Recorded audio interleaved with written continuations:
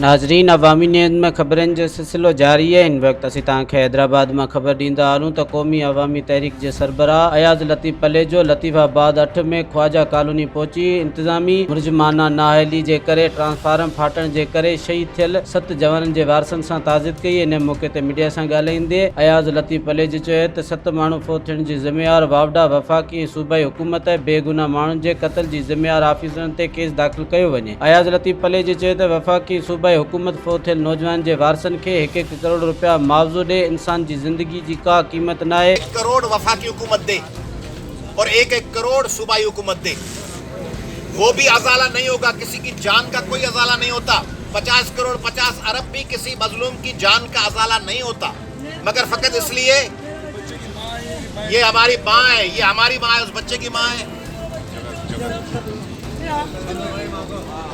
अम्मा आ जाओ, अम्मा यहाँ बैठो। ये माँ बैठी है, इसका बच्चा चला गया और वो उधर से बैठ के कहेंगे कल मैंने बयान पढ़ा है कि हम बैठ के हम इस पे नोटिस लेंगे यानी बात गई। जब हुकूमत कहे कि इस बात का नोटिस ले लिया, छानबीन करेंगे यानी बात दफन हो गई।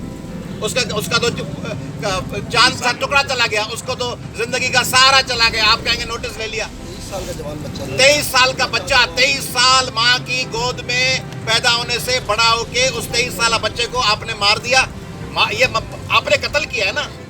ये एक इदारे के हाथों, हुक्मरानों के हाथों कत्ल हुआ है और ये कत्ल है, ये साफ कत्ल है। उन कत्लों पे मैं मुतालबा कर रहा हूँ कि उनके वुरसा को 1-1 करोड़ वफाकी और सूबाई हुकूमत दे और मैं मुतालबा कर रहा हूँ कि कत्ल की FIR दर्ज। ये नाअहली नहीं है, ये कत्ल है।